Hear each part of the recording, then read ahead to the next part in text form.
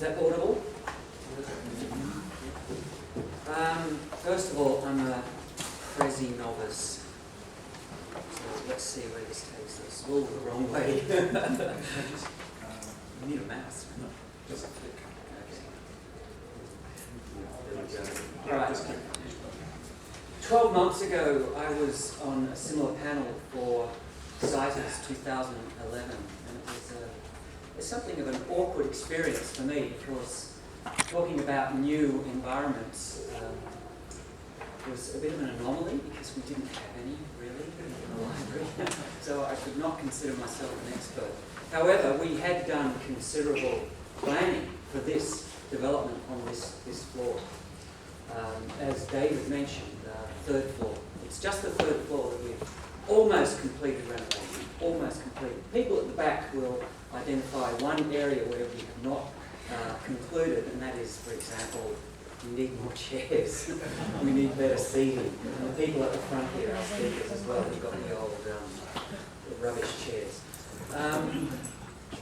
So we're still a little way to go, but it's really been a 2-year process, frankly. I think we spent a year of planning, working with architects and various estates people, and then 1 year of actual work, which we really were expecting to be only 4 months. So I think at the end it's been worth it, and I hope you spend some time looking around the third floor. Now, David called it the third floor, and I just called it the third floor, but it's not the third floor. It's level 3.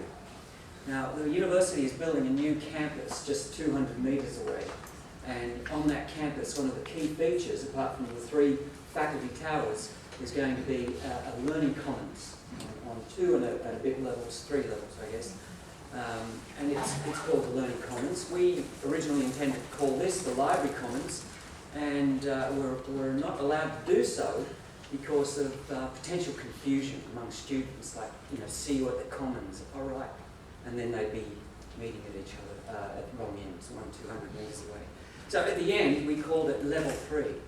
And frankly, I'm happy with that because Library Commons, I mean, the nomenclature will probably fade in a few years, but this will always be Level 3. Unless we subject to earthquakes and some other catastrophes. Okay, now to just put into context, the library has 5 key objectives, and I think the 3 that are most important in terms of today's discussion are the fact that we collect a lot of scholarly resources, and at the moment we spend the overwhelming majority of our library budget on digital resources, digital content. Second is that we provide services to the campus that support the full exploitation of those services. And third is that we endeavour to provide inclusive and diverse physical and virtual environments. So the third one, I guess, is sorry, I'm going the wrong way. The third one is the one that's most relevant to our discussion today. Ensure inclusive and diverse physical and virtual environments. So I want to talk first about our physical environment, not just about this renovation, but about the usage of the library over, say, the last 6-7 years. As you can see, we have not had any complaints in terms of our usage. I've been to numerous library conferences in the US primarily, where the whole notion of the academic library is dead. Long live the academic library, but under a new guise, under a revitalised environmental space. So a lot of academic libraries have made the changes to their physical space because their access had reduced really quite dramatically. The physical usage of their libraries had just decreased dramatically. If you look at the Association of Research Libraries, the top 106 academic and research libraries in North America, the usage in terms of lending of books has dropped by something like 80% over 10 to 12 years. At the moment, I'm just showing you how the usage has crept in terms of physical entry into the library. So for us, the revitalisation of our library is not in response to dwindling use, dwindling access to our library. That's not been our concern.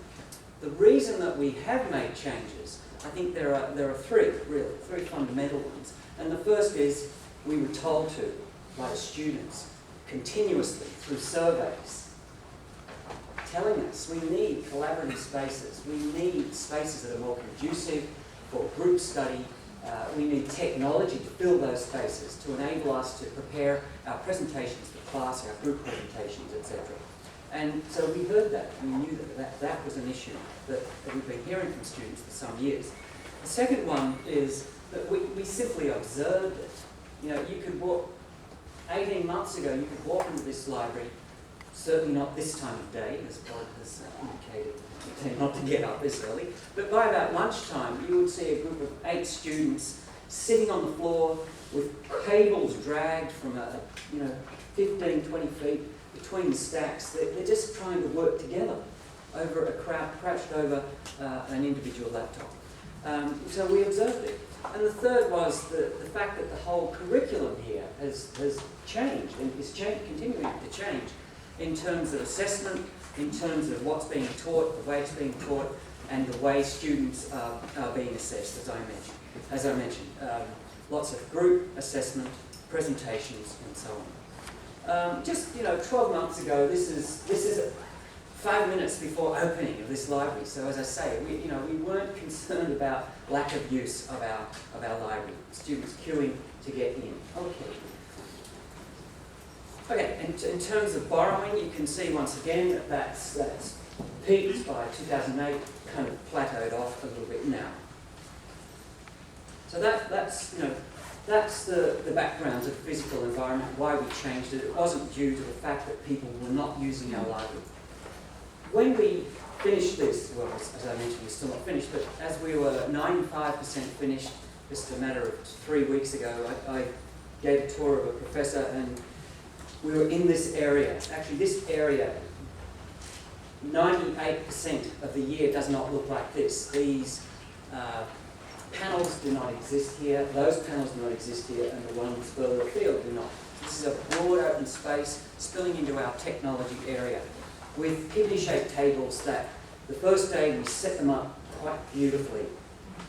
Within 5 minutes, they had moved and they had been unlocked. We put them into interlocking configuration of 2, but then the students tore them apart, or they added extra a third, and so on. So they configured the space the way they wanted it, and we tried to change it back to the way we wanted it, but it was a futile exercise. And frankly, that's what we want. We want them to move the furniture around. We want them to use it the way they need to use it at any particular point in time. As I mentioned this to the professor, he said, well, look, you're changing their learning habits. And I was a little defensive. I said, no, I'm not. They wanted this. He said, look, that's a good thing. So I was very pleased with his comment. This is the layout, and this is very similar to what I presented a year ago. We have really 5 zones. The one that you're in at the moment is this area down here. So I don't know if you can make it out, but we call this multi-purpose. So the panels that exist here and here do not normally sit there. As you can see, the kidney-shaped tables, but the students just move them around as necessary. So this is, I think, about the 3rd or the 4th function of this nature that we've held here since March. We call it the multi-purpose area.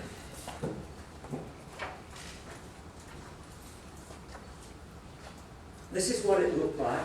So 12 months ago, fairly traditional. There were also individual study spaces, very similar to these.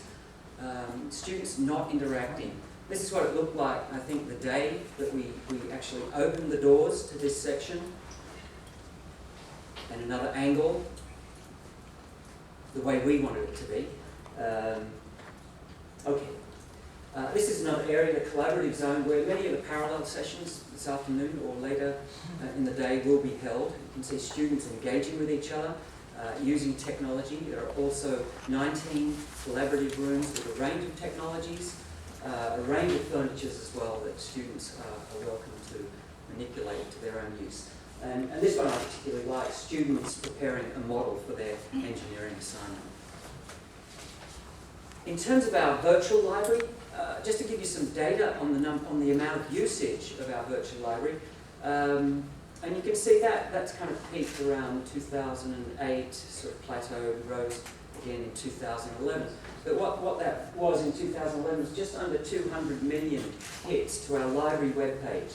That's the library entry page. That means more than 378 visits every minute, every day, every week of 52 weeks in that year. Now I know that doesn't match the 2 million YouTube hits a minute, but we're not YouTube. We are boutique, and I'm pretty proud of that. Okay, our electronic resources, these are the specific journals and e-books, so not just the homepage, it's a little less, 3.5 million hits in last year, 6.8 visits every minute of every day, once again, every week of all that entire year. And that, you know, we don't get 6.8 students coming through our door every minute of every day, and so on and so forth. So, you know, we're reasonably happy with the usage. How can we improve our usage, and how can we improve the virtual environment? Well, one way is by improving mobile access to our resources. Our mobile-enabled web page is now active.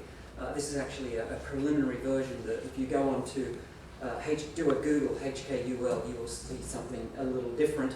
But we are restricted by the vendors who are providing the digital content, and we're relying on them to make that content mobile accessible.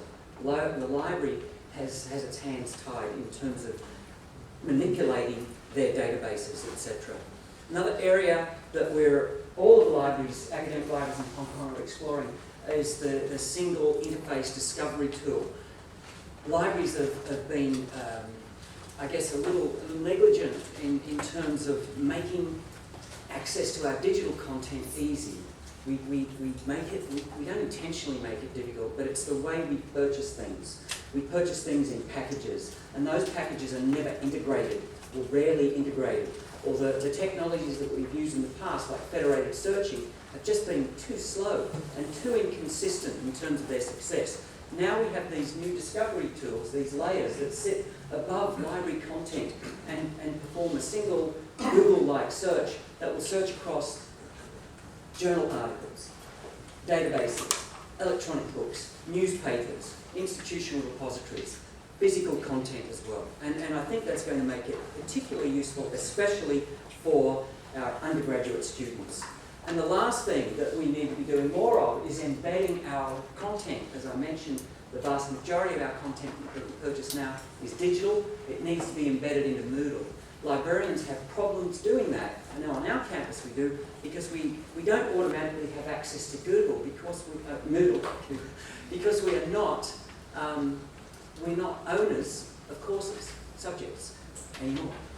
The subject that we were teaching was withdrawn last year. So this is something we need to work with individual faculty to identify the key resources, be it journal, be it article, be it video, audio, whatever it is, that we can embed and link to a vast range of digital resources, and that's something that we'll be doing in the next 12 months. Thanks for your time.